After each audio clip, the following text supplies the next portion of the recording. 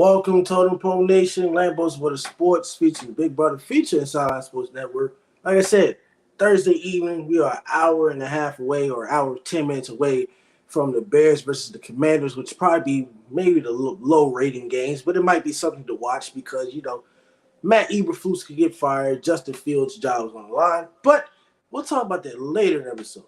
The AFC North battle, the biggest rivalry, probably one of the biggest and toughest rivalries in all of NFL, is the Steelers versus the Ravens. Lamar Jackson versus Kenny Pickett. I get that Kenny Pickett ain't all that. I get it. But when it comes to this rivalry, it comes down to the quarterback spot and the quarterback position. Now, Kenny Pickett will actually play. He only has a bruised knee. So he's actually going to play this weekend. Lamar Jackson has to do offensive coordinator and Todd Monken, who came from Georgia, who helped Cincinnati Ben and win the national championship with that high-power offense, especially that passing game. The Ravens are throwing the ball more than running it, despite losing their running back to a terrible Achilles injury.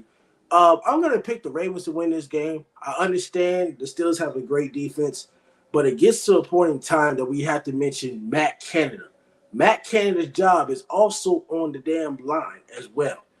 Mike Tomlin and the Steelers, they're 2-2. I don't think they're going to have a losing season this year. But as you know, as far as the Steelers culture, it comes down to the loyalty thing and whatnot. They don't fire their coaches mid-season and all the other stuff. They may move on with them. They may resign, but they really don't fire them. They don't do that. That's not the type of organization they are. But it's getting to the point that Matt Canada is not good, and then Kenny Pickett is definitely not the answer. And especially if something happens last minute, where Kenny Pickett can't play, Mitch Trubisky definitely ain't the answer either. So I'm taking the Ravens. I probably said something different scoring-wise. I feel like it's going to be 21-14. It's going to be a very, very low-scoring game because that's how the Ravens and Steelers are. Very low-scoring, very competitive, hard physical hitting game. The Ravens going to come out on top, and then Matt Canada might have more heat on him, or he could be let go. Yeah, I'm with you. I'm going with I'm going with the Ravens as well. The line is -4.5. I think they'll cover that pretty comfortably. I understand it's a rivalry and it's normally played pretty close. But the defense that we thought we were getting, we haven't gotten with the Pittsburgh Steelers so far. They're allowing 403 yards per game, which is 30th in the league. They're allowing on average 254 pass yards per game, which is 7th worst, 148 rush yards per game, which is 4th worst. And then on top of that, every single week, they have had a player go off on them. I understand week 1 was CMC, but week 2, Ford went off for the Browns. Week 3, Devontae Adams went off. Jimmy G threw for over 300 yards. And then last week, obviously, with the Texans, the defense that I feel like most of us thought we were getting with the Steelers, we haven't gotten so far.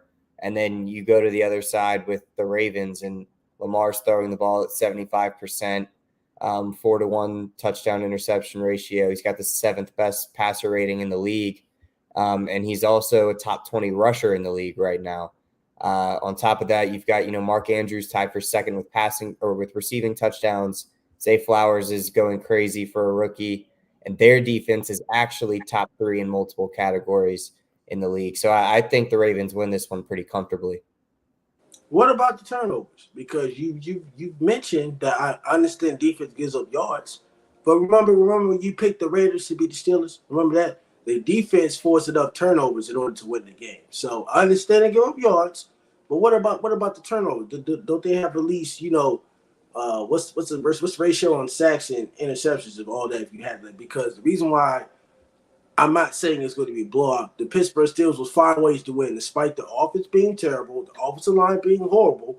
Najee Harris not getting enough touches he's supposed to get. They still have George Pickens and whatnot, but the defense will cause havoc. Understand, give up yards. They will give up yards to goddamn everybody because the Steelers' defense, scheme-wise, is actually very, very old school and is very terrible concept from when we're not expecting the Pittsburgh Steelers to be a 2008 Steel Curtain defense. They ain't got Troy Polamalu. They ain't got James Harrison. They ain't got none of those guys. But as far as the consistency going forward, the scheme of defense is very, very weird. Like they play like a little weird drop back. They drop back to D line and all that stuff like that.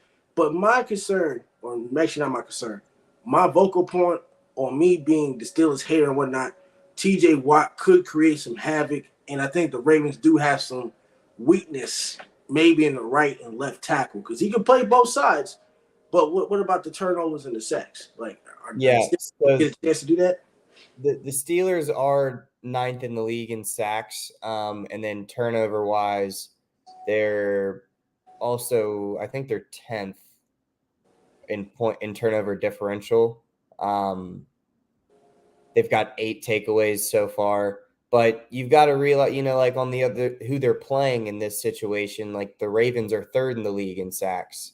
So who's it going to affect more, and who's the effect going to be more drastic? A guy that adds nothing on the ground in Kenny Pickett, or a top 20 rusher in the league at the quarterback position in Lamar Jackson. So I hear you that the rush of the Steelers is legit, and top 10 in sacks in the league is not by accident. But Lamar is probably the best quarterback in the league at getting out of sacks at this point, just how mobile he is. So I do think that will result in some disruption a little bit, but they're still the best team on the ground, pretty much in the NFL, with 2 running backs that nobody really knows, averaging 5 yards a carry, and then Lamar himself at 5.4.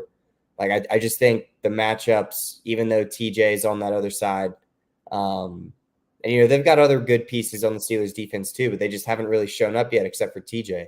So that's why I'm comfortable with the Ravens.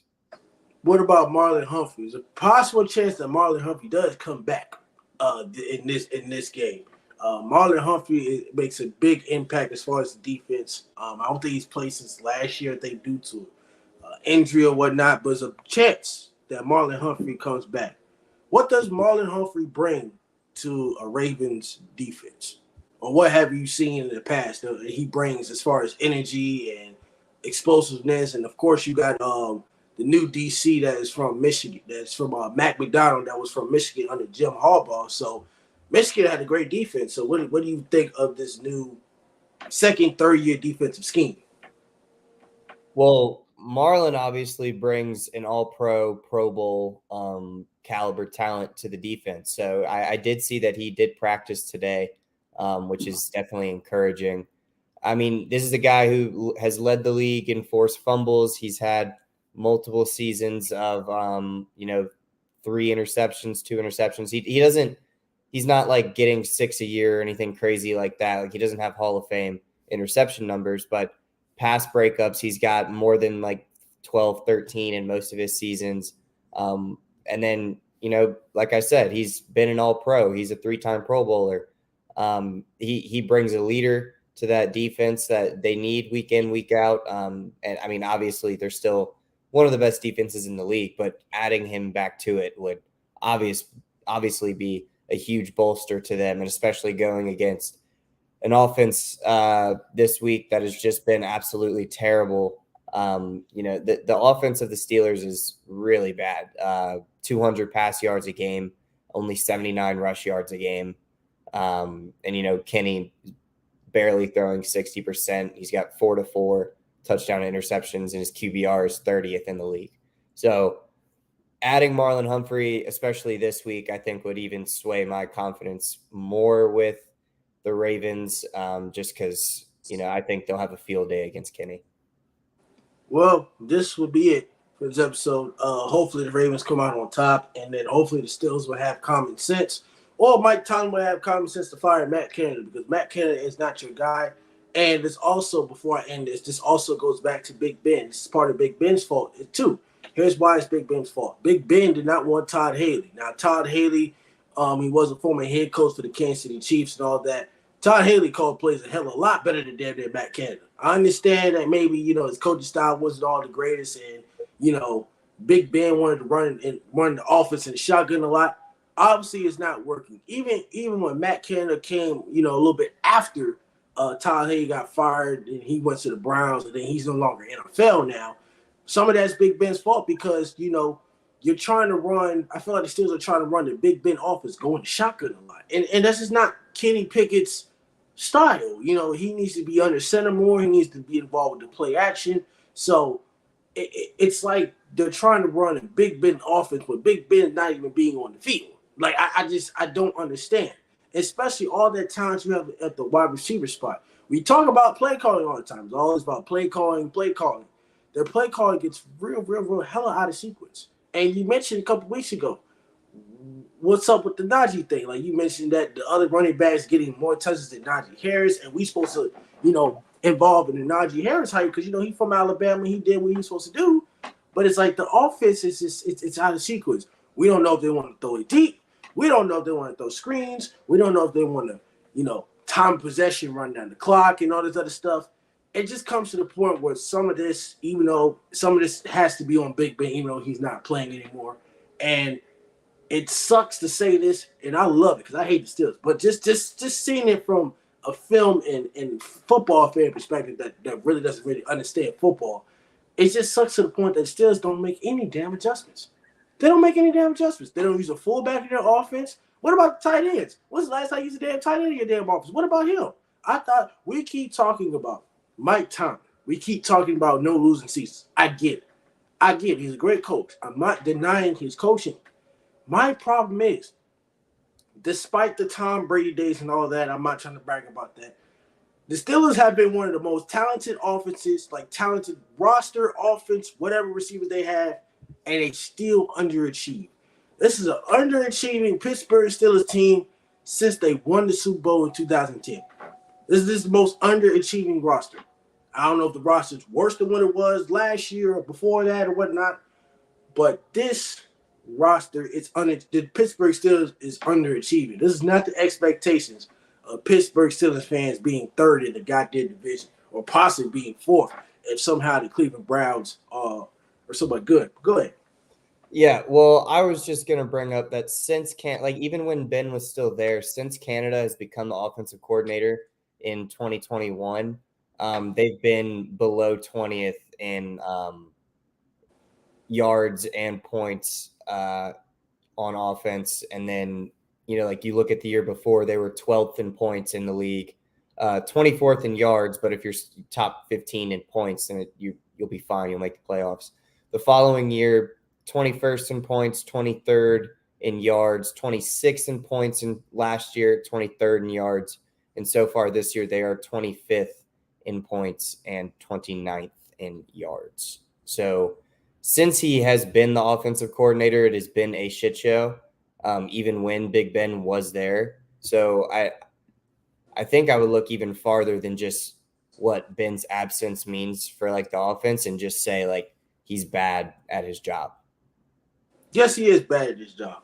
But next game we're going to talk about, international game, 9:30 in the morning if people are going to wake up on time, not just you people, but other people around America. If you're going to get up at 9:30 in the morning, and by the way, I heard that Toy Story game where they did Jacksonville and what's it called? Jacksonville the Falcons. I heard it was the great animation. Some people like it, some people didn't like it. So I'm not sure if we're going to watch that Toy Story version, but I think it was great and made some ratings. But Jacksonville Jaguars versus the Buffalo Bills. Like I said, the Buffalo Bills have won 4 straight games. All right. They had lost. Josh Allen is looking like Josh Allen. Trevor Lawrence is a great, talented quarterback, but with Doug Peterson in the second year, is there a possibility they could suck like they did last year and then make a run at the end of the season because they're struggling pretty bad despite having back all their pieces? That's something we're going to talk about next in Lambo's World of Sports. Stay tuned to NFL football. Goodbye. Jags versus Bills.